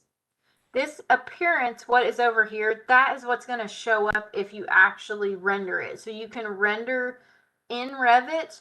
We're not going to do that because there are much better programs for doing that. And so I haven't rendered natively in Revit in years and years and years. I use Enscape for real-time rendering. There are plenty of other programs that do that. Enscape and Lumion are two of the most popular. Enscape is a little less powerful, but it's more affordable and still does really good things. And so that was a good sweet spot for me. So that's what I have. So this is what would show up for that. I think I would want to do something different there, but I'm going to leave that alone for now. We're going to go to graphics. And then if we click on use render appearance, that is really, really dark. So I'm going to uncheck it. We're going to click on this and I'm going to bring it up a little bit. 55, 55, 55. Look, that looks pretty good. So I'm going to hit OK. So now I have changed my sash material to this soft black. And I'm setting this for this door. So we're going to click on all of these. We're going to change it to sash. I hope all of this is making sense because we are getting to where we've got a little house here. I'm going to leave the door handle alone. And we hit OK. And there we go. Now that is a soft black. This is from the front. And you guys can play around with this view cube. If you hit this little thing, it takes you home. It'll always take you to this like front right kind of view. You can click front. If you click on this all the way over here, it'll take you right to that side. You can hit on the corners. You can hit on these little corners of here. Or you can just spin it around. Now that automatically changed that door because those are the exact same door type. Take a drink.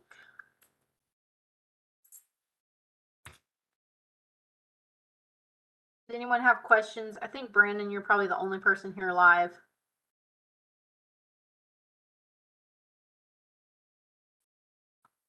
So we've got our doors in there. Let's see, it's 8 o'clock. I think we can go ahead and do floors and maybe get to our roof. So this is looking pretty good so far. We're going to go here to our first floor plan and go to the architecture tab and then floor.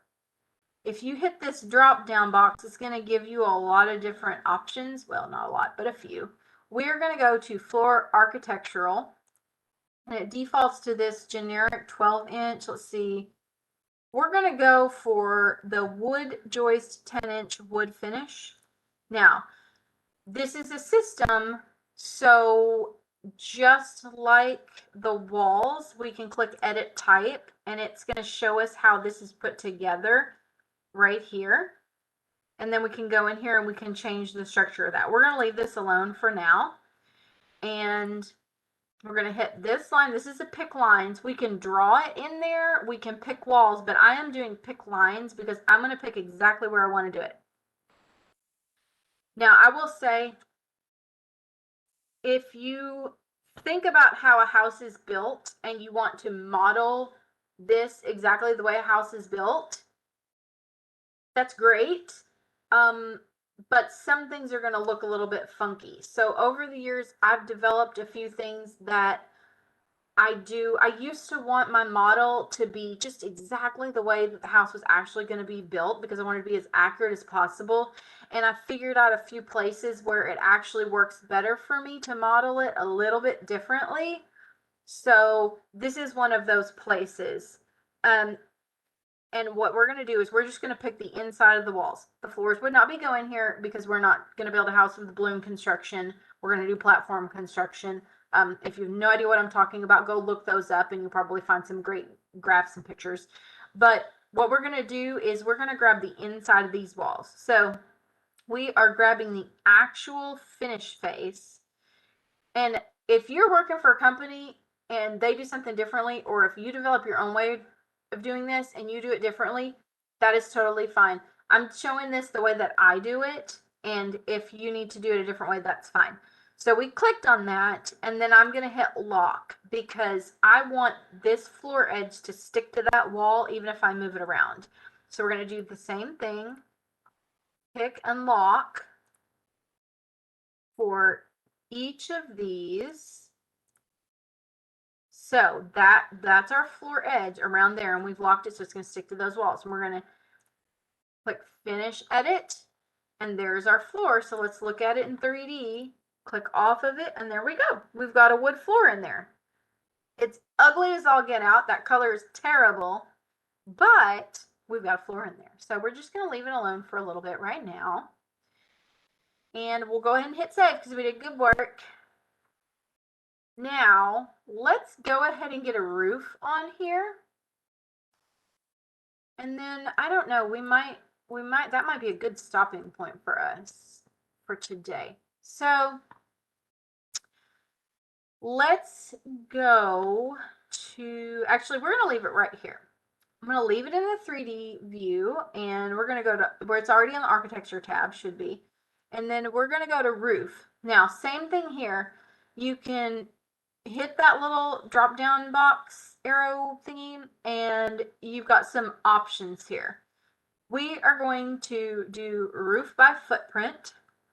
Now it's giving me a warning, and it's saying I'm building my roof on the first floor plan, and I don't want to. So I'm going to hit this drop down box, and I'm going to go to ceiling because that's where I want to build it. Now, I know we have a level named roof, and we have a level named first floor ceiling, and it seems like, why wouldn't we want to put it on roof?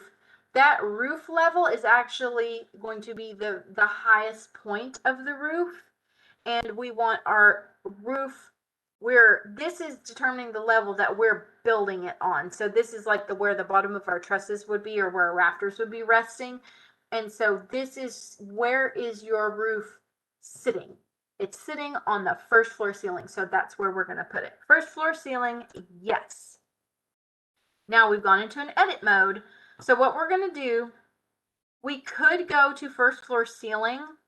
There's not a whole lot of stuff there. I have not developed that yet. So I'm just going to go to the first floor plan because I have developed that.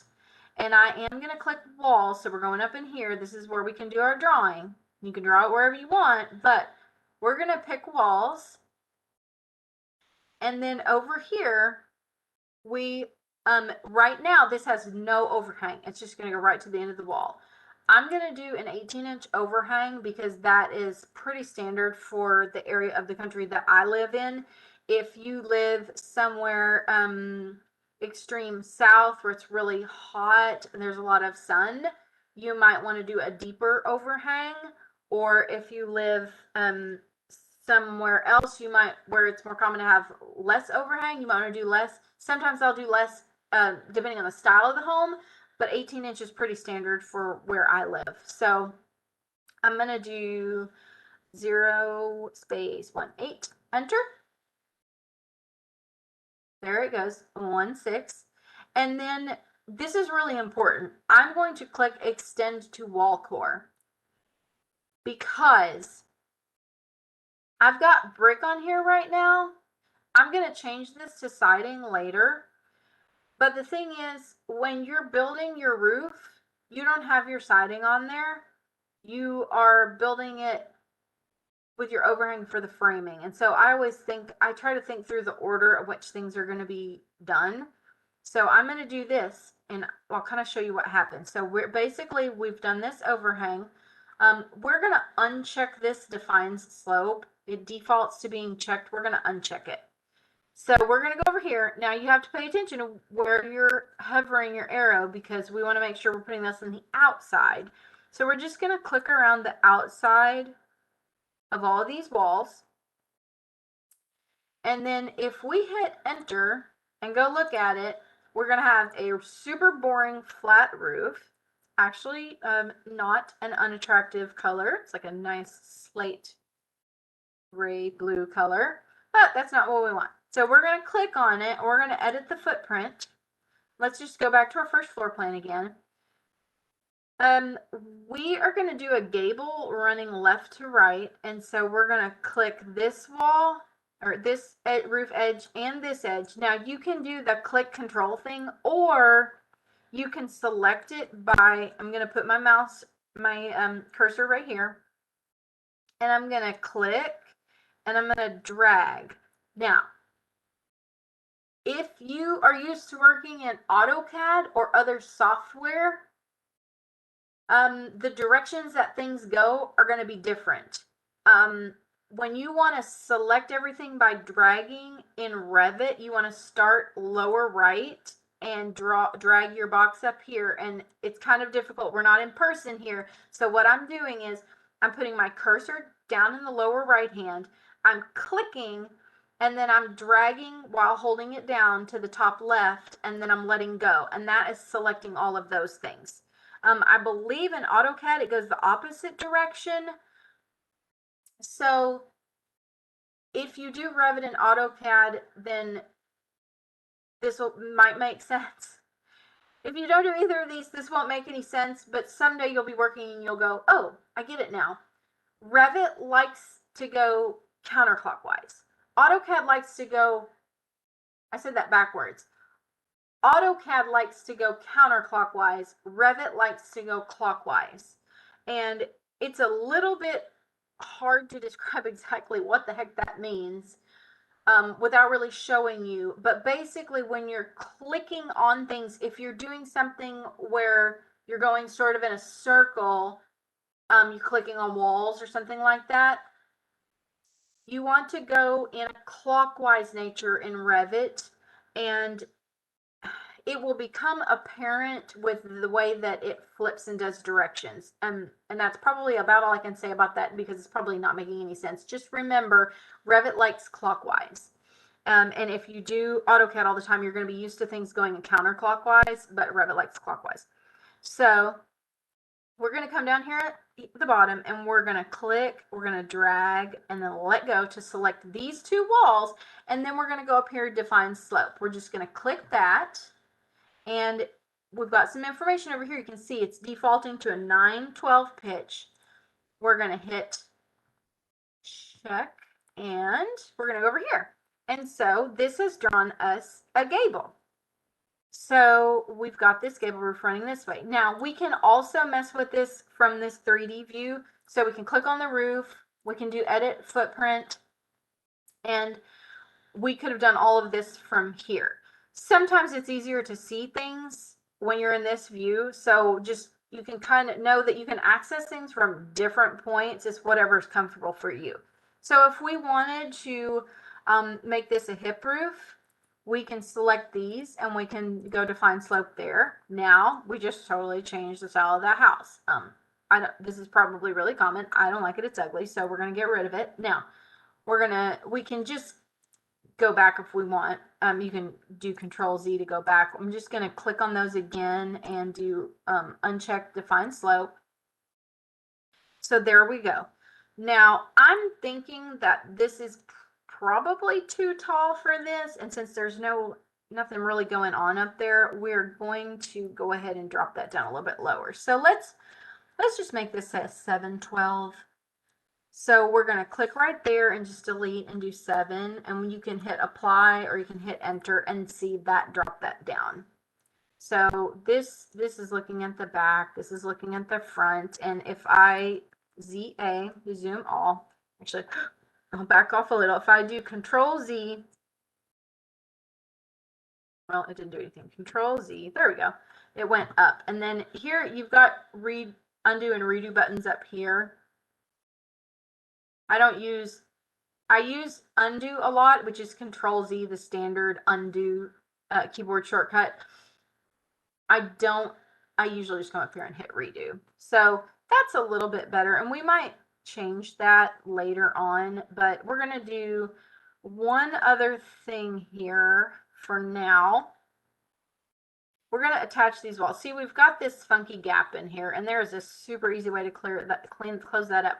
We're going to go on this wall. We're going to click attach top base, and then we're going to click on the roof, and boom, there, it filled it in, and it looks nice and neat.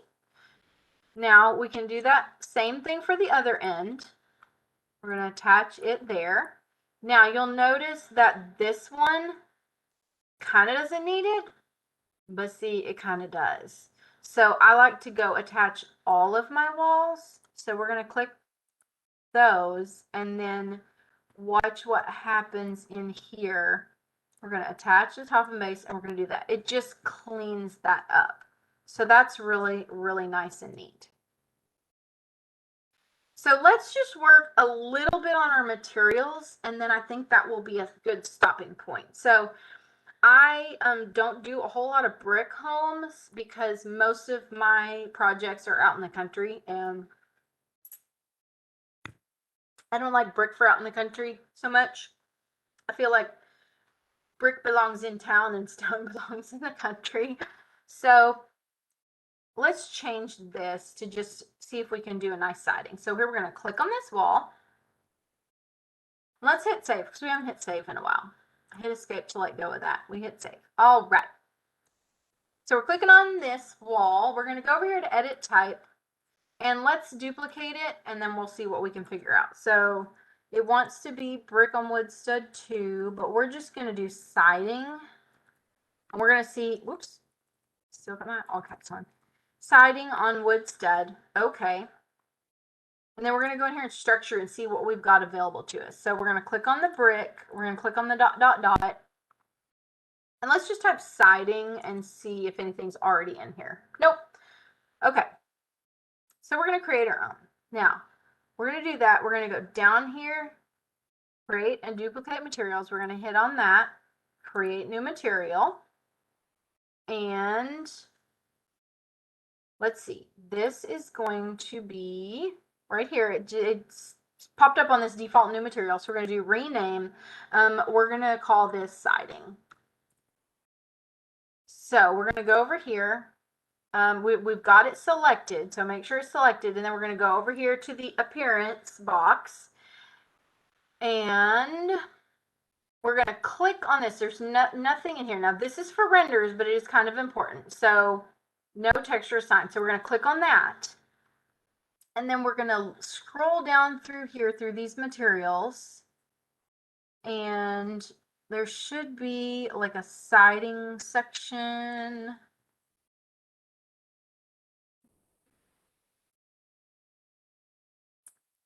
No, let's see. It might be wall finishes. Let's see. We've got woods, wall. Well, let's see if we start to type siding. Seriously. Okay, we've got shingles over here.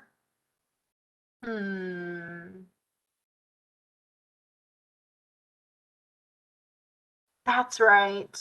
Okay, I see your comment, Brandon, about the AutoCAD using both. I've forgotten about that. I have not actually used AutoCAD in so long. I just remembered that there were differences.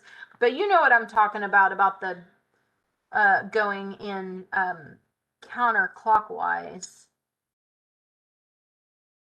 Okay, so we've got brick in here. I really don't want to do brick. Carpet, ceiling tiles, CMU. Carpet, tile. We've got flooring. We'll change the flooring here in a little bit. There has to be a siding in here. This is crazy. We've got, could make it stone, but I really wanted it to be siding.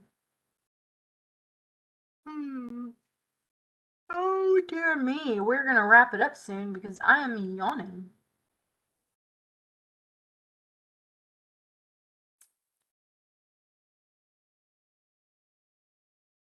like, please enjoy this entertaining video of me looking through 5 million materials. Here we go. Here we go. Here we go. This says roofing siding panels. You know what? This is what we're using. All right. So this was down in the T's. Thermal, moisture, roofing, siding panels, wood, horizontal, white. Now there's a gray one and there's a beige one. We're just going to use this one. We're going to click OK. We're not going to worry about the bump right now. We're just going to leave that like that. So now we're going to click on graphics, and we want to assign a pattern to it because otherwise it's not going to have anything on it. This is really important. You want to do a model pattern for this, and this already has, I kind of like that wood board, but this is what we're going to do. We're going to pick this 6-inch parallel. It comes with some good ones already preloaded. So we're going to hit OK there. And this is what color those actual lines are going to be. And then what we're going to do, since we just picked 6-inch, we're doing like a lap siding. We're going to go back to appearance, and we're going to click on this actual picture. And this is showing how big this is, 1 foot. Well, that is way too small.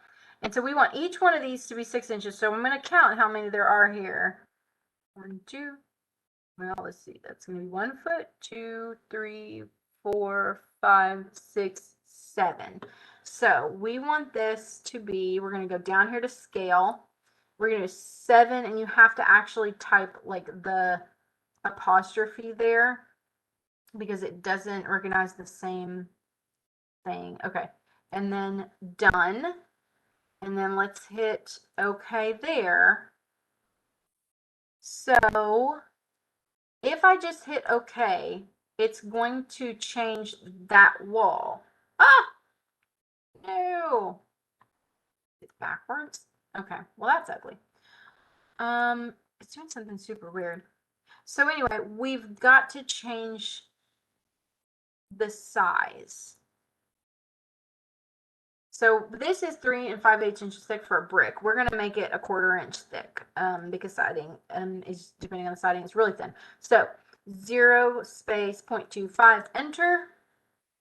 And then we are going to get rid of this air layer here. I'm going to just click on that, and we're just going to go delete. So let's see if that helps things right now. We're going to, OK. Have absolutely no idea why it's doing that.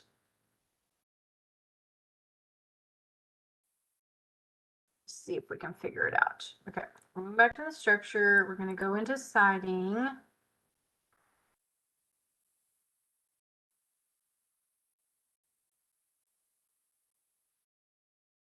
Oh, I got it. Okay.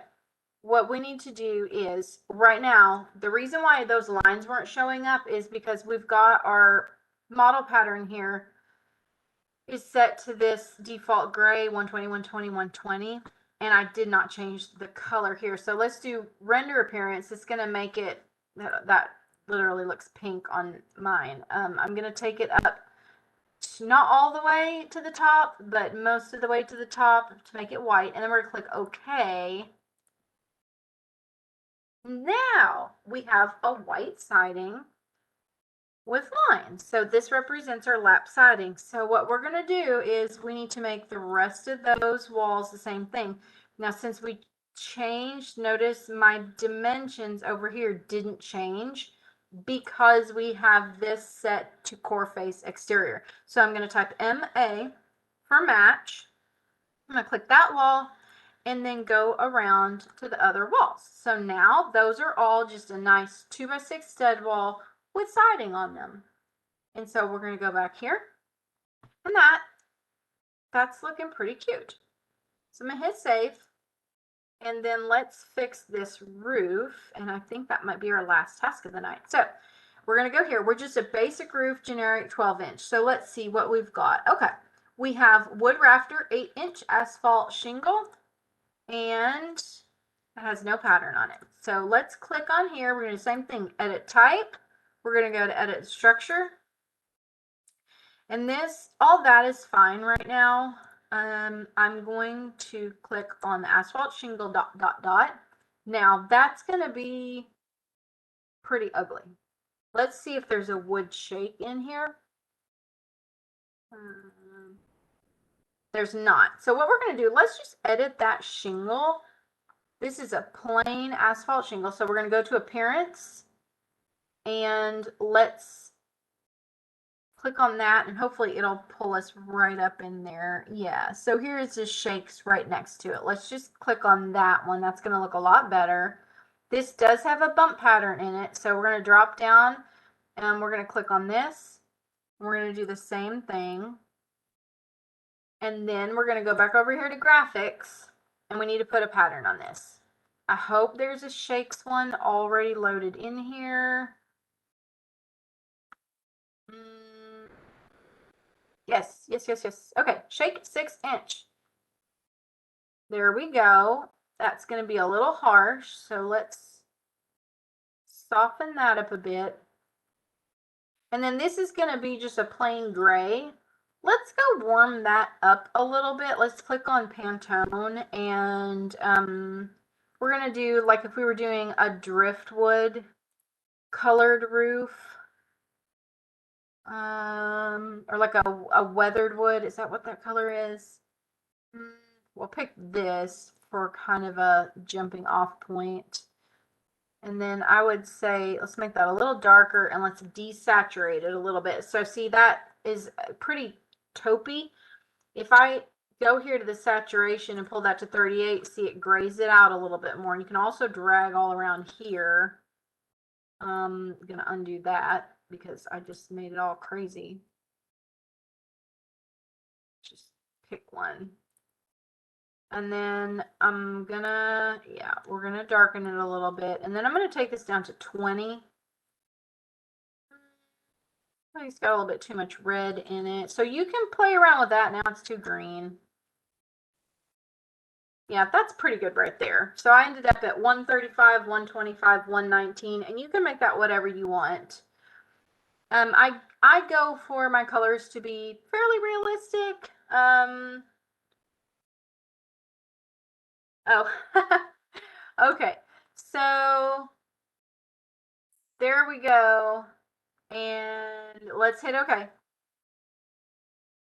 And now we have, this is just kind of a friendlier set of colors.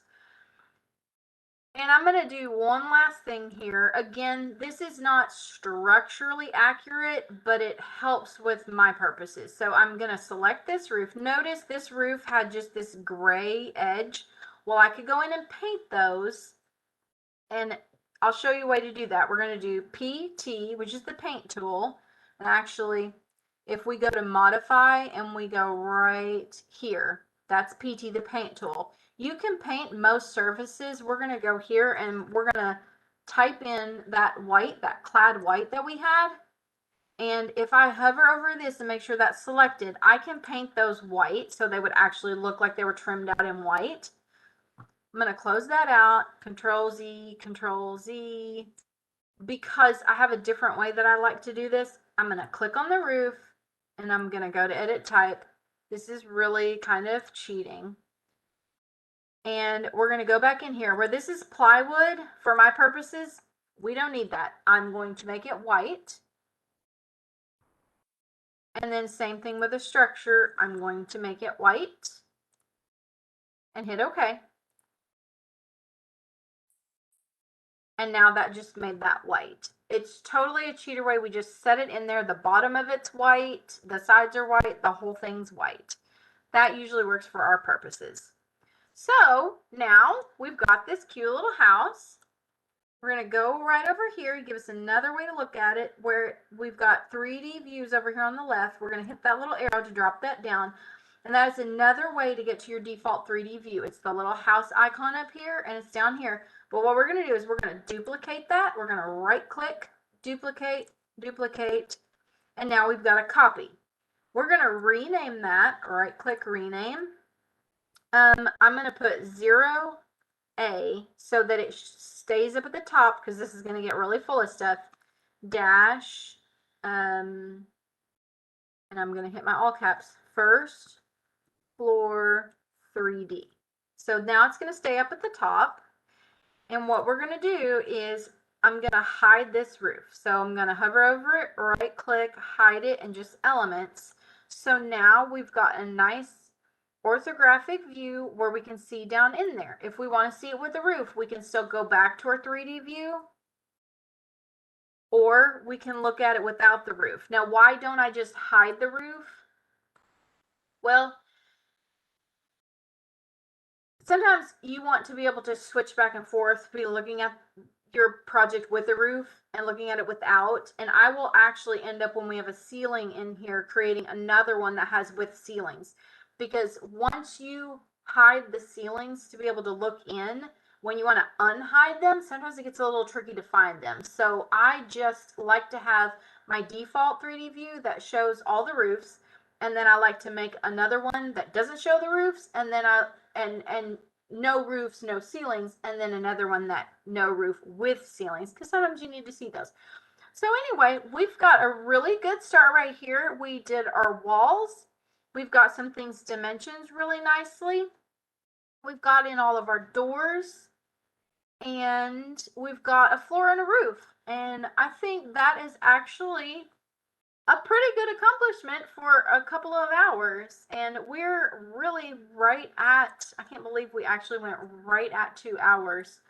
So I'm going to leave this right here. I'm going to hit save again. And then, so next time around, we will pick up with windows, and then probably look at getting those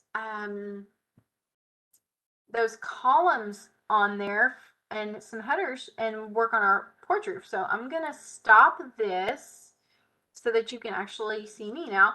So a little bit about schedule. So this was intended to be every Wednesday, and I couldn't get started last Wednesday because I couldn't get everything to connect. Then yesterday it was stormy. So I have had my house hit by lightning multiple times before, like blow out chunks of concrete and retaining walls hit my house. And I've also lost a really expensive computer to a very close lightning strike. I live on a mountain in Arkansas, and we have a lot of lightning up here. So even though I have a APC UPS on my computer, really good surge protector, when there's lightning within about 10 miles of me, I shut my computer down and I unplug it. I just don't take a chance. I have things insured, I have things backed up, but if I have a computer that gets zapped, it's not worth the headache to me to have to replace it and go through all those steps of restoring everything. It's just a major pain in the rear. And even if I don't technically lose any money, if it takes me weeks or a month to get that set up properly, I'm losing money because I'm losing income. It's slowing me down on projects. So when it's lightning out, I just shut down and find something else to do, because it's not worth it to me to lose expensive equipment that I rely on every day. So I just bumped this to tonight, and this has worked out okay. So I think for the next couple of weeks, Wednesday should be okay, barring any stormy weather. And then I'm going to have some, I've got a surgery coming up, and then I've got a trip coming up. So I'm going to be doing a little bit of shifting the date around. I'm going to try to keep it to once a week. And if anybody has any suggestions, like you really want to follow along live, but Wednesdays absolutely do not work for you, let me know. I'm pretty open. Around where I live, Mondays and Tuesdays and Thursdays and Fridays usually have sports on them, but we tend to not have sports on Wednesday nights because a lot of people have church. So that's why I was like, okay, Wednesdays works pretty decently for a lot of people in my area, but I don't know who all's going to be joining for this. So if you have a preferred regular night, let me know. Other than that, we'll probably go for Wednesdays at 6:30 mostly. Plan on doing next Wednesday at 6:30. I think that's going to work out okay. And hopefully I'll be getting my second COVID shot, but hopefully I will not feel bad yet. And I won't feel bad until the morning. So if I feel completely horrible and cancel, that's why. I'm just working on getting some immunity. So I guess nobody else has any questions, and I hope that this has been helpful to someone, anyone, and we'll see you next week. Be sure to hit the like button and subscribe. See you later. Bye.